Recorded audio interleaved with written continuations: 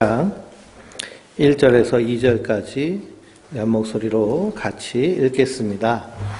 2일 후에 내가 보니 하늘에 열린 문이 있는데 내가 들은 바 처음에 내게 말하던 나팔 소리 같은 그 음성이 이르되 이리로 올라오라. 이후에 마땅히 일어날 일들을 내가 내게 보이리라 하시더라.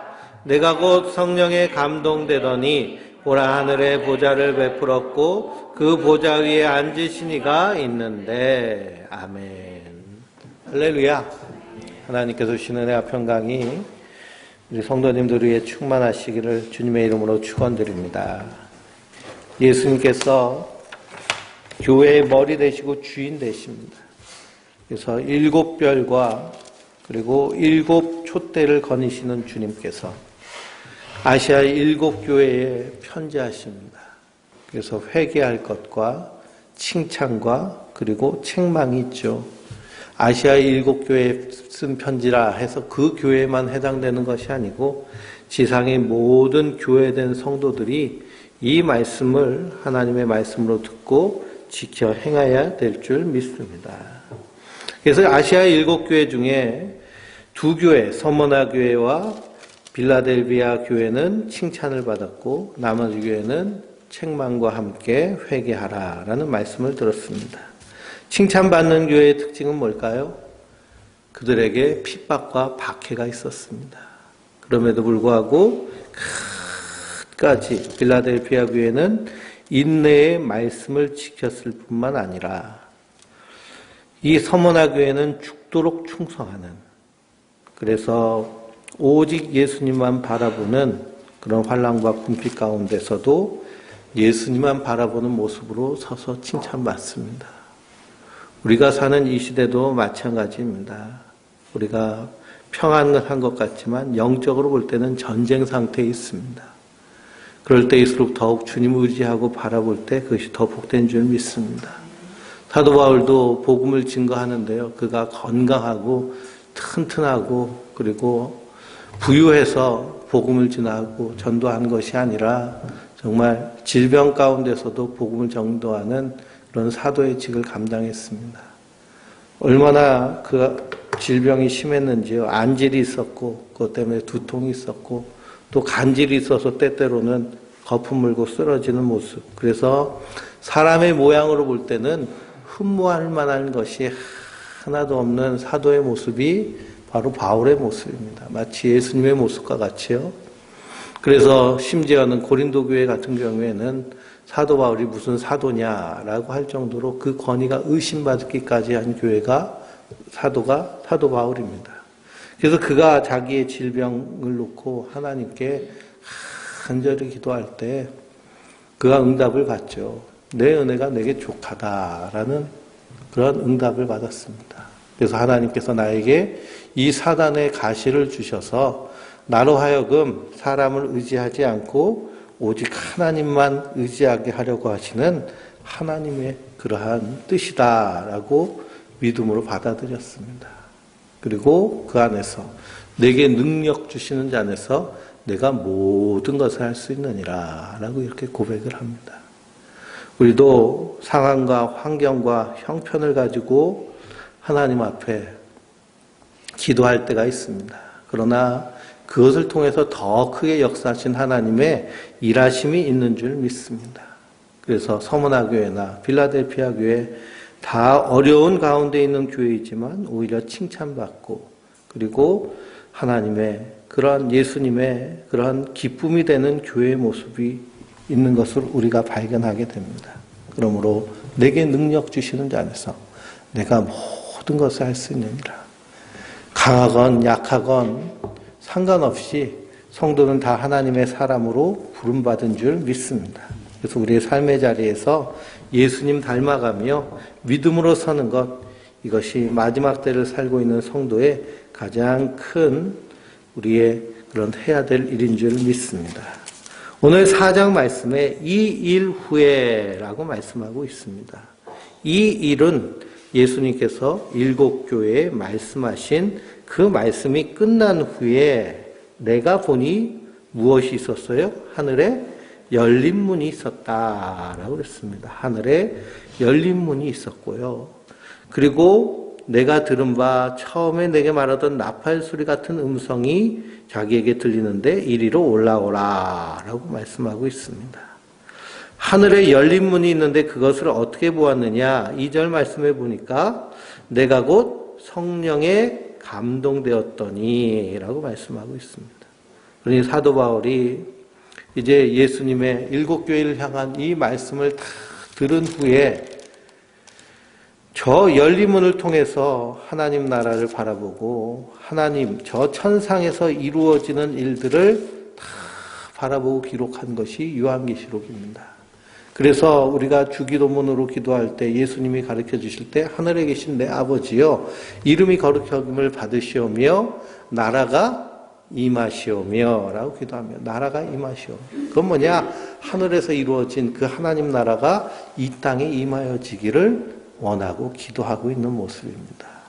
그래서 사도 요한은 그것을 직접 봤는데요. 직접 볼 수 있었던 것은 그가 성령으로 충만하였기 때문인 줄 믿습니다. 성령에 감동된 자. 그래서 성령이 너에게 임하시면 죄에 대해서, 의에 대해서, 심판에 대해서 세상을 책망하리라. 그러면서 성령이 우리에게 임하시면 우리의 눈이 활짝 열려서 주의 일을 보게 되는 줄 믿습니다. 그래서 성도는요, 이 땅의 일만 바라보며 집중하는 자들이 아니라 눈을 들어 하나님의 일을 보고 하나님의 뜻을 아는 자들인 줄 믿습니다. 그래서 사도 바울은 뭐라고 하나요? 술 취하지 말라.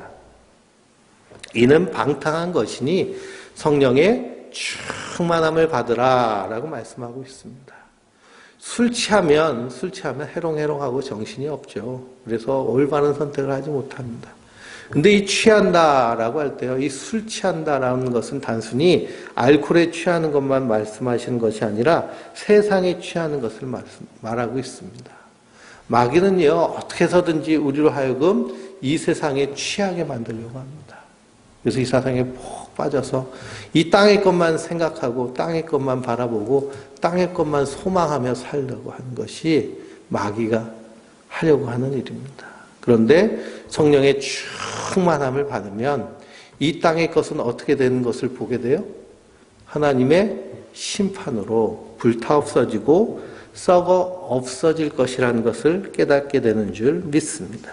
그래서 예수님께서 뭐라고 하셨나요? 내가 내 친구 너희에게 말하노니 몸을 죽이고 그 외에는 능히 더 못하는 자들을 두려워하지 말라. 마땅히 두려워할 자를 너희에게 보이리니 그를 두려워하라. 그는 어떤 사람이냐? 죽인 후에 또한 지옥에 던져넣는 권세 있는 그를 두려워하라. 내가 참으로 너희에게 이르노니 그를 두려워하라 라고 예수님께서 누가복음 12장에 말씀하셨습니다. 그 성도는 우리의 눈이 활짝 열려서 이 세상이 어떻게 굴러가고 있는지 그 뒤에서 이루어지는 하나님의 일하심이 어떤 것인지를 보는 자들인 줄 믿습니다. 그래서 천상의 모습, 저 하늘의 모습이 성령의 감동이 되니까 보이게 됩니다. 그래서 열린 문을 통해서 하늘을 보는 자, 그 사람이 바로 성도고 그리고 구원받은 하나님의 백성입니다. 성경을 읽어보면 열린 문들이 나오죠. 제일 먼저 어디서 나오느냐 하면 야곱이 그 열린 문을 봅니다. 야곱이 외삼촌 라반의 집으로 도망가는 그 광야길에서 돌베개 베고 자고 있는데요. 하늘 문이 어떻게 됐어요? 활짝 열리고 사다리가 쫙 내려오고 천사가 호락 내리락 하는 것을 봅니다. 그러니 하늘 문이 열린 것은 야곱이 잘해서 열린 걸까요? 하나님의 은혜인가요? 하나님의 은혜로 된 것인 줄 믿습니다. 이스라엘 백성들이 광야길을 걸어가는데요. 먹을 게 떨어졌습니다. 먹을 것이 떨어지니까요. 투덜투덜 됩니다. 근데 그날 하나님께서 하늘 문을 어떻게 하셨어요? 활짝 여셔서 만나를 그들에게 먹이셨습니다. 그래서 이스라엘 백성들이 광야에서 하나님의 만나를 먹은 것도 하늘문이 활짝 열린 그 은혜로 되어진 것입니다. 요한복음 6장을 보면 예수님께서 오병이어의 기적을 행하시죠. 오병이어의 기적을 행하시고 그 기적의 떡을 먹은 사람들이 예수님을 절절절절 쫓아다니면서 예수님을 왕으로 삼으려고 합니다. 그렇죠? 예수님이 왕이 되면 자기들 일 안 해도 먹고 살 수 있으니까. 근데 요한복음을 읽어보면 예수님이 그 기적의 떡을 먹이신 다음에 그들에게 뭐라고 하세요? 너희가 나를 먹어야 된다. 내가 생명의 떡이다. 그랬더니 그 사람들이 다 의아합니다. 어렵다. 누가 이걸 따라갈 수 있느냐. 그러면서 거기서 기적의 떡을 먹은 사람들이 다 떠나가죠.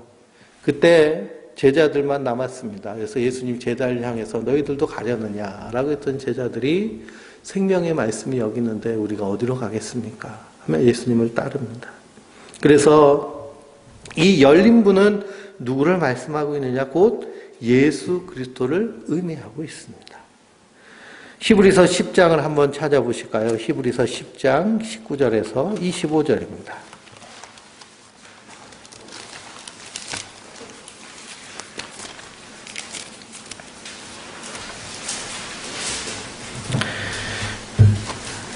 히브리서 10장 19절에서 20절까지만 읽겠습니다. 19절, 20절. 363쪽 시작. 그러므로 형제들아 우리가 예수의 피를 힘입어 성소에 들어갈 담력을 얻었나니 그 길은 우기를 위하여 휘장 가운데로 열어오신 새로운 산 길이요 휘장은 곧 그의 육체니라. 아멘. 그래서 성막의 모습은 어떤 모습이냐 하면 성소가 있고 그 안에 지성소가 있죠.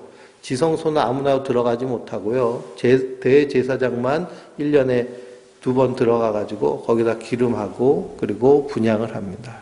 거긴 휘장이 있어가지고 휘장 안으로 함부로 들어가지 못해요. 그런데 예수님이 십자가에 달려 죽으시고서는 지성소로 가는 막혀있는 그 휘장이 어떻게 됐을까요?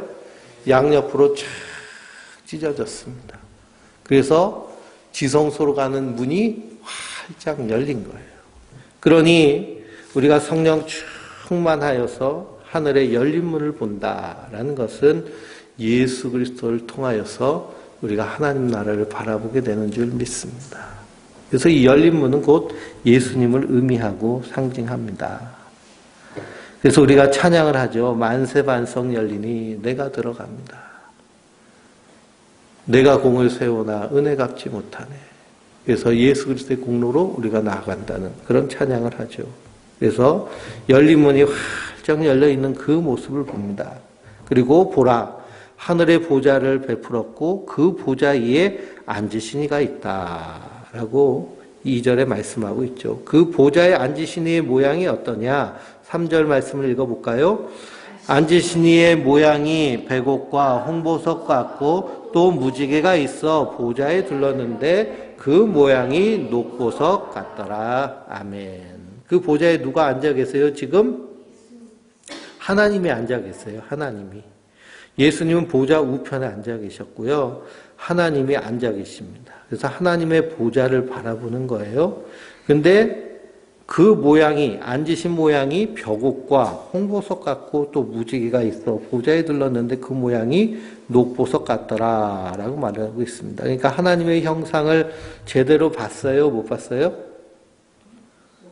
못 보고 이렇게 상징적인 빛으로만 그리고 모양으로만 봤습니다. 그래서 하나님이 사람의 모양으로 이 땅에 오신 예수님이시고요. 우리 하나님의 모습은 우리가 볼 수가 없는 거죠. 볼 수가 없는 거예요. 그래서 이 하나님의 모습에 대해서 디모데전서 6장 16절에 사도 바울이 뭐라고 말씀하고 있느냐 한번 보실까요? 디모데전서 6장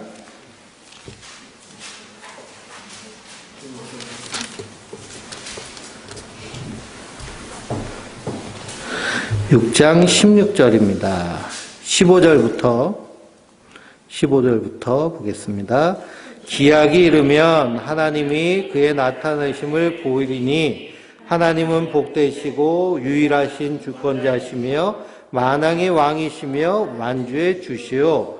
오직 그에게만 죽지 아니함이 있고 가까이 가지 못할 빛에 거하시고 어떤 사람도 보지 못하였고 또 볼 수 없는 이신이 그에게 존귀와 영광한 권능을 돌릴지어다. 아멘. 그러니 하나님은 우리가 눈으로 볼 수 있는 그런 분이 아니십니다. 그래서 하나님이 자기를 사람의 모양으로 보이신 그분이 바로 예수 그리스도신 줄 믿습니다. 그래서 그 하늘 보좌를 보았어요. 그리고 그 보좌에 둘러싸이는 24보좌가 있고 4장 4절입니다. 그 보좌들 위에 24장로들이 흰옷을 입고 머리에 금관을 쓰고 앉았더라 라고 말씀하고 있습니다. 그래서 24장로는 누구를 의미하느냐? 그래서 뭐 장로를 24명 이렇게 세워야 된다 뭐 그런 의미가 아니고요. 요한계시록 21장 12절부터 읽어보면 새하늘과 새 땅에 그 하나님 나라 천국의 그 성의 모양이 나옵니다. 거기에 천국은 문이 몇 개 있을까요? 12개가 있어요. 12개. 12문이 있고요. 그 문 위에는 12지파의 이름이 있습니다. 그리고 그 성곽에는 12기초석이 있는데 12사도의 이름이 기록되었더라 라고 말씀하고 있습니다. 그래서 이 24장로는 신약과 구약의 성도들을 대표하는 그런 상징을 담고 있습니다. 그러니 24장로.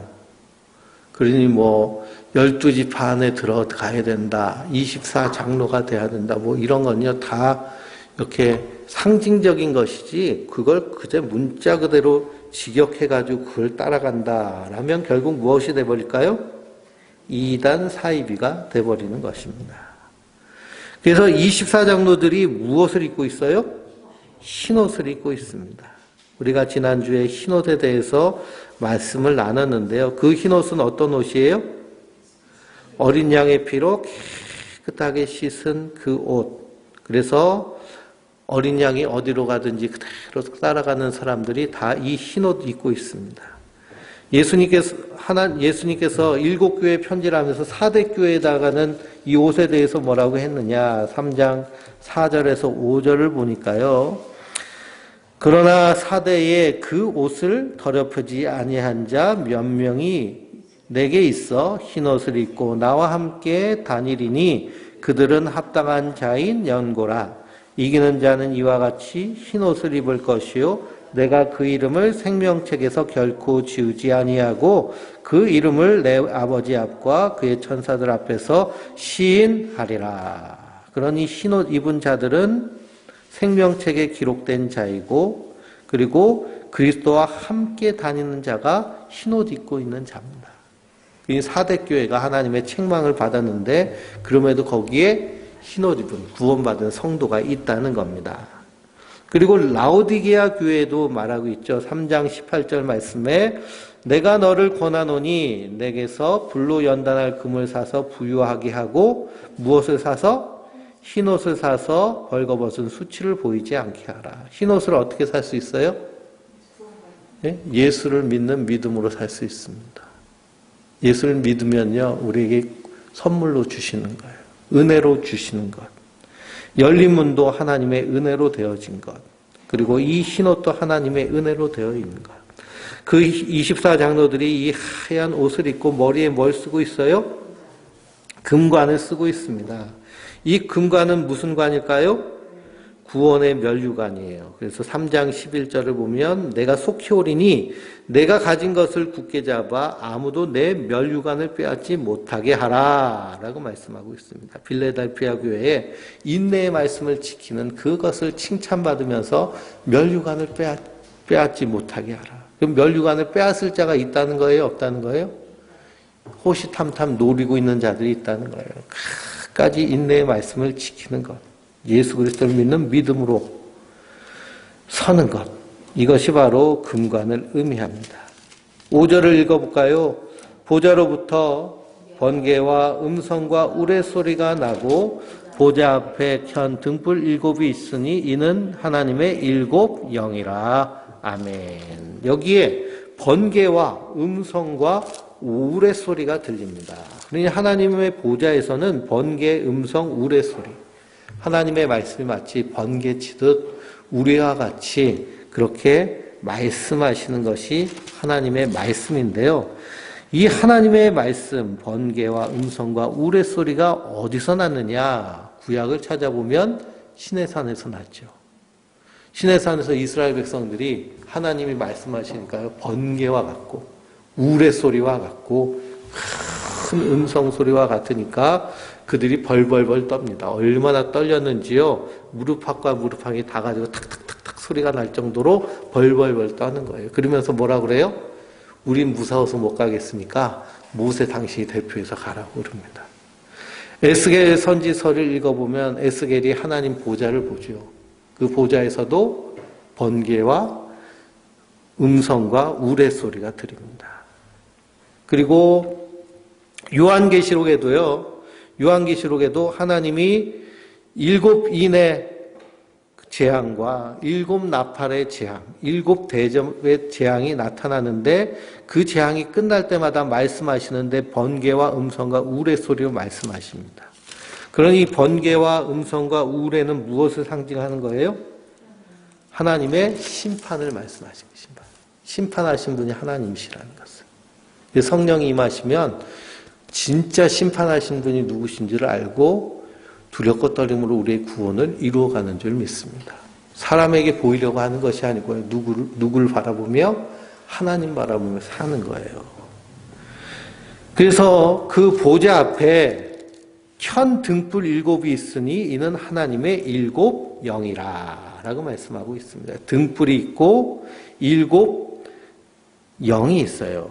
이 등불이 어디서 나오느냐? 우리가 새벽에 스가랴서를 읽었는데 스가랴서 4장 1절에서 10절에 나옵니다. 7 등잔대, 2 감람나무, 이는 힘으로도 되지 아니하고 능으로도 되지 아니하고 나의 영으로 되느니라 라고 하시면서 스룹바벨에게 다림줄을 주세요.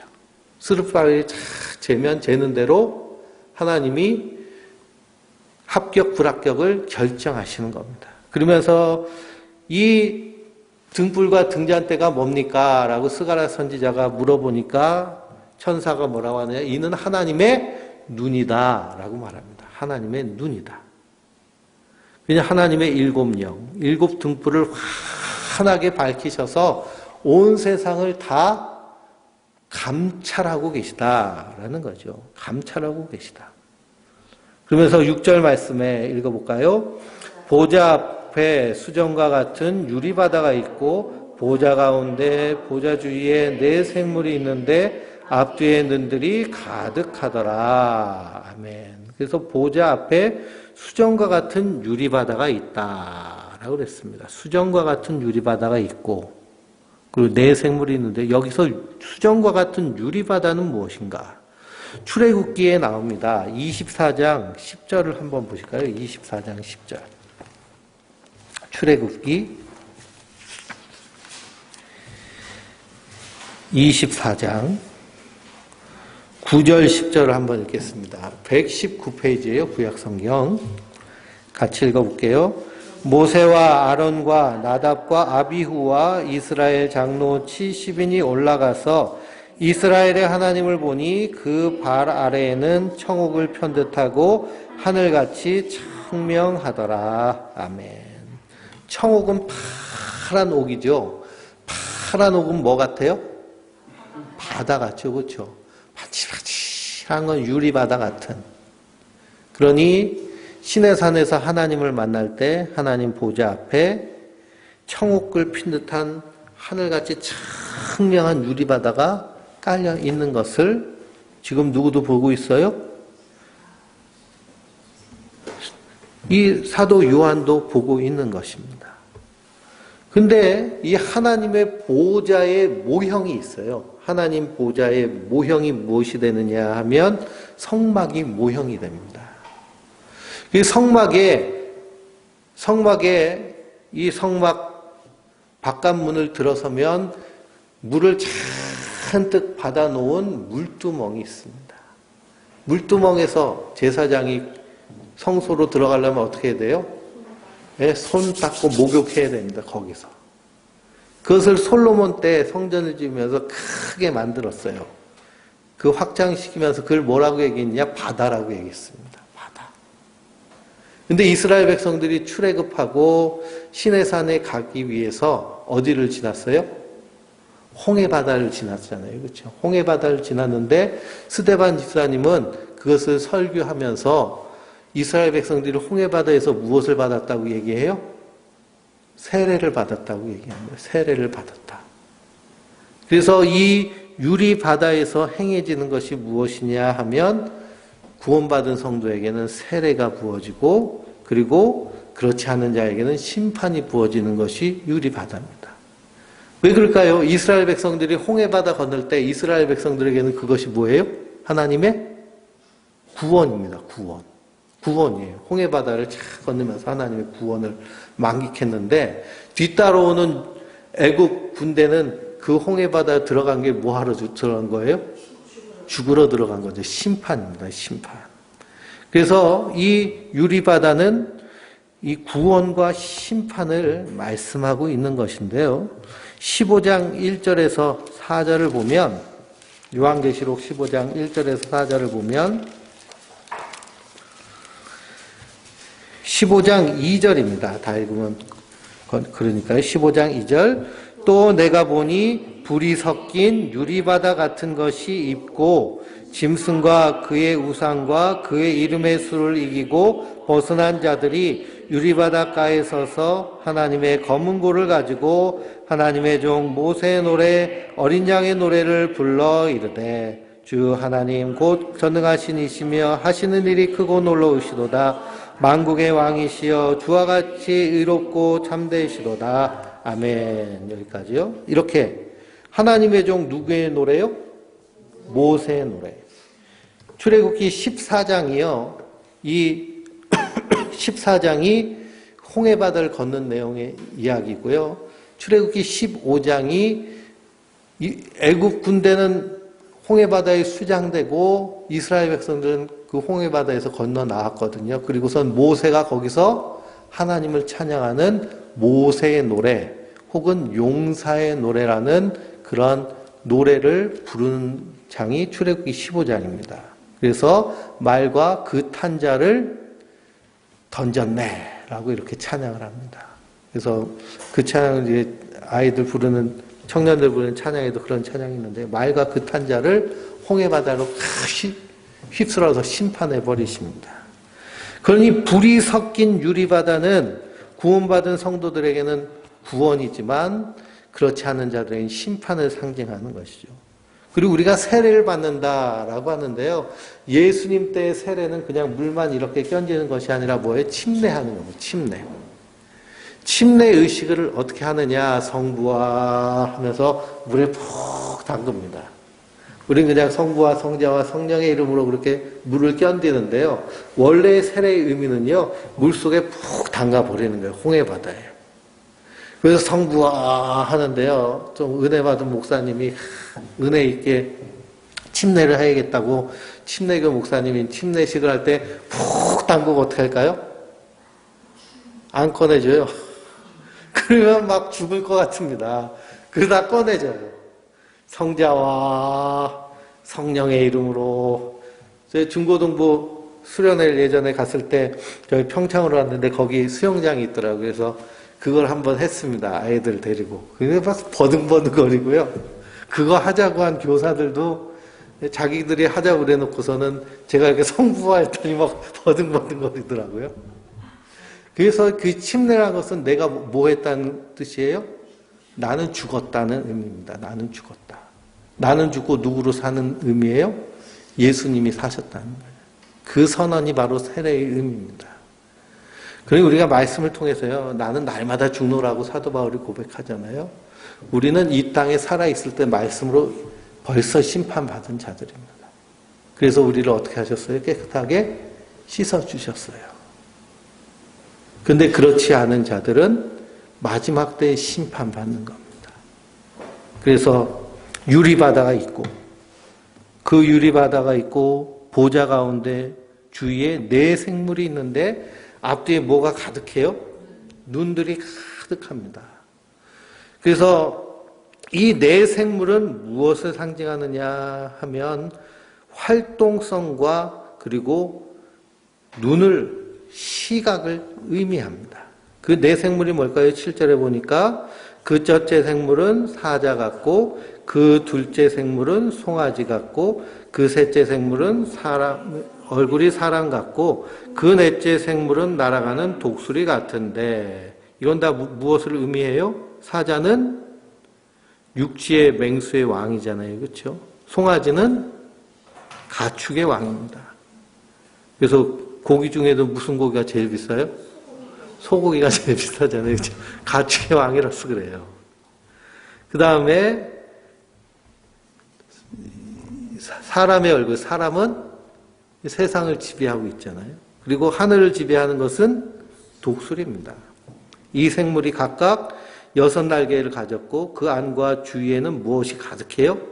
눈들이 가득하더라. 그들이 밤낮 쉬지 않고 이르기를 거룩하다 거룩하다 거룩하다 주 하나님 곧 전능하시니여 전에도 계셨고 이제도 계시고 장차 오실 이시라 하고 이 네 생물이 눈이 가득하여서 밤낮 쉬지 않고 하나님을 찬양하며 그 눈으로 뭐 하고 있을까요? 불꽃 같은 눈으로 살피고 있습니다. 그러니까 하나님의 눈은 전 피조물이 다 하나님의 눈인 줄 믿습니다. 그러니까요, 집에 키우고 있는 강아지 눈을 통해서도 하나님 바라보시는 거예요. 저 파리의 눈으로도 하나님 바라보시고요. 그래서 마지막 때 심판대 앞에 섰을 때 뭐 하지 못해요? 핑계치 못하는 거예요. 핑계치 못하는 거예요. 모든 이 지구상의 생명체는 다 하나님 만드신 바예요. 그래서 히브리서 11장 3절 한번 보실까요? 히브리서 11장은 믿음장인데요. 1절부터 3절까지 읽어보겠습니다. 믿음은 바라는 것들의 실상이요 보이지 않는 것들의 증거니 선진들이 이로써 증거를 얻었느니라. 믿음으로 모든 세계가 하나님의 말씀으로 지어진 줄을 우리가 아나니 보이는 것은 나타나는 것으로 말미암아 된 것이 아니니라. 여기서 보이는 것은 나타나는 것으로 말미암아 된 것이 아니니라 라고 말씀하신 것은 우리 눈에 보이고 있는 이 모든 피조 세계는 보이지 않는 세계에 뭐라는 거예요? 그림자라는 겁니다. 그림자. 그러니 저 하나님 나라에 있는 것들이 다 이 땅에 있는 거예요. 하나님 만드신 피조물들이. 천국에도 강아지가 있겠죠. 그렇죠? 고양이도 있고. 근데 그 눈으로 다 보고 있다라는 겁니다. 근데 이 피조 세계가 심각하게 이 환경 오염으로 인해서 기후변화가 일어났습니다. 놀랍게도 지구상에 살고 있는 95%의 생명체가 사람에 의해서 잡아먹으려고 키워지는 동물들입니다. 나머지 5%만 야생동물이고요. 나머지 95%는 사람이 잡아먹으려고 키우는 거래요. 이 나머지 생명체들 다 멸종하고 사라지는 그런 위기 가운데 있습니다. 그러다 보니까요, 이 탄소 배출 때문에 기후변화가 심각해져 가지고 2050년이 되면 생존 불가능한 그런 곳이 지구의 거의 대부분이 된다고 그래요. 그래서 기후 난민들이 수두로 없이 생기고 이 바이러스라든지 이런 곤충, 특별히 올해 매미나방 그리고 자벌레 그런 곤충들이요 막 폭발적으로 번식을 해가지고 우리 생활에 막 피해를 줬습니다. 근데 그 곤충들도요 기후 난민이래요. 기후 난민. 그러니까 기후가 자기들에게 맞지 않는 곳에서 다 멸종하다가 우연히 맞으면 한꺼번에 폭발적으로 나타나는 겁니다. 이런 일들 앞으로 계속 되는데요. 그런 모습들을 보면 바다의 3분의 1, 육지의 3분의 1, 강의 3분의 1 이게 다 피가 되고 죽는다라는 그 말씀이 그대로 되는 모습들이 지금 이 기후변화를 통해서 이루어지고 있다라는 겁니다. 그러니 정말 마지막 때가 다가왔고, 그리고 이 보이는 세계는 보이지 않는 하나님 나라의 세계의 그림자로 우리에게 비춰진 것이기 때문에 이것을 하나님 우리에게 선물로 주신 것으로 알고 귀하게 여겨야 되는데요. 마구 파괴하고 자기 욕심을 채우기 위해서 그렇게 산다면 결국 심판이 더 앞당겨질 것이다 라는 사실입니다. 그래서 성도는 이 땅에 살면서 하나님 나라를 산다라는 것은 이 세상에 생존하고 있는 이 피조물들도 다 하나님 나라의 것이다 라는 의식을 가지고 보호하며 사랑하며 살아야 될 줄 믿습니다. 그래서 이 세상 모든 피조물들이 누구를 찬양하고 있어요? 하나님을 찬양하고 있어요. 왜 그러냐? 하나님이 만드셨기 때문입니다. 그래서 9절 읽어보겠습니다. 그 생물들이 보좌에 앉으사 세세토록 살아계시는 이에게 영광과 존귀와 감사를 돌릴 때에 24장로들이 보좌에 앉으신 그 앞에 엎드려 세세토록 살아계신 이에게 경배하고 자기 간을 보좌 앞에 드리며 이르되 우리 주 하나님이여 영광과 존귀와 권능을 받으시는 것이 합당하오니 주께서 만물을 지으시니라. 만물이 주의 뜻대로 있었고 또 지으심을 받았나이다 하더라. 아멘. 온 피조물이 하나님께 존귀와 영광과 감사를 돌리는데요. 이 24장로들이 보좌에 앉으신 이에게 엎드려서 경배하며 자기의 면류관을 보좌 앞에 드립니다. 면류관 벗어서 주 앞에 드리세. 그 의미는 뭘까요? 그 구원의 공로가 나에게 있는 것이 아니라 주님께 있다는 그런 믿음의 표현입니다.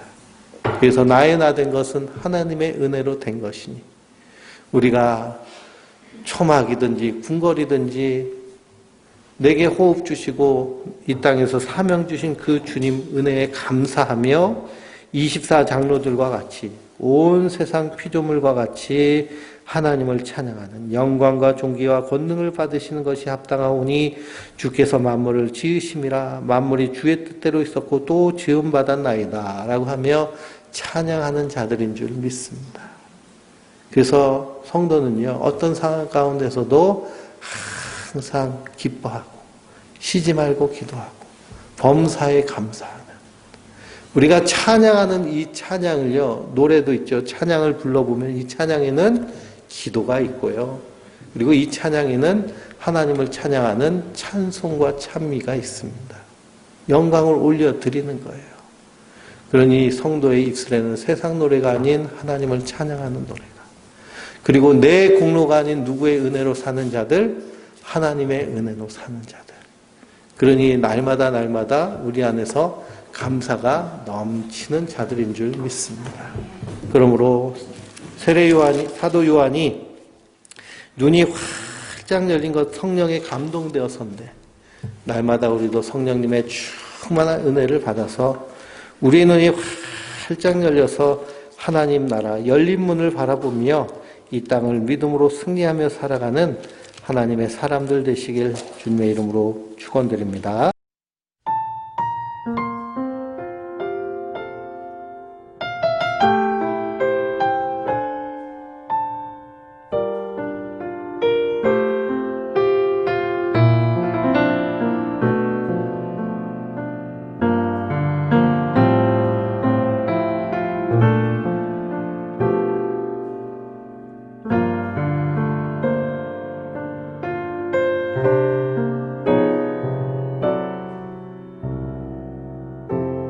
삶의 작은 일에도 그 마음을 알기 원하는 그 길, 그 좁은 길로 가기 원해. 나의 작음을 알고 그분의 크심을 알며 소망, 그 깊은 길로 가기 원하네.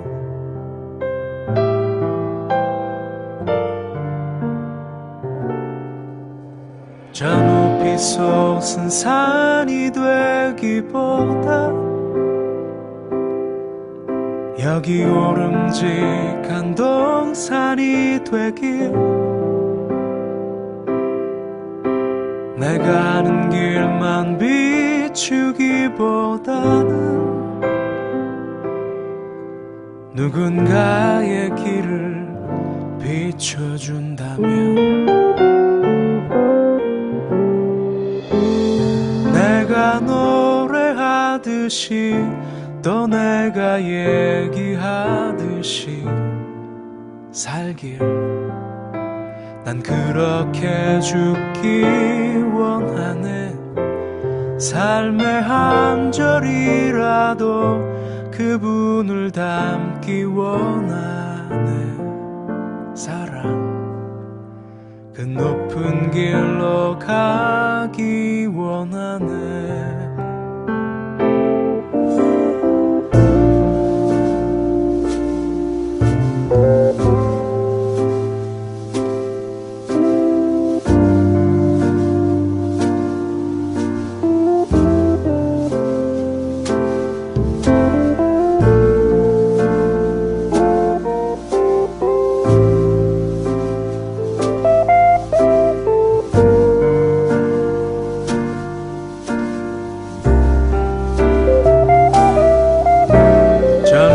솟은 산이 되기보다 여기 오름직한 동산이 되길 내가 아는 길만 비추기보다는 누군가의 길을 비춰준다면 내가 노래하듯이 또 내가 얘기하듯이 살길 난 그렇게 죽기 원하네. 삶의 한 절이라도 그분을 닮기 원하네. 사랑 그 좁은 길로 가기 원하네. 그 깊은 길로 가기 원하네.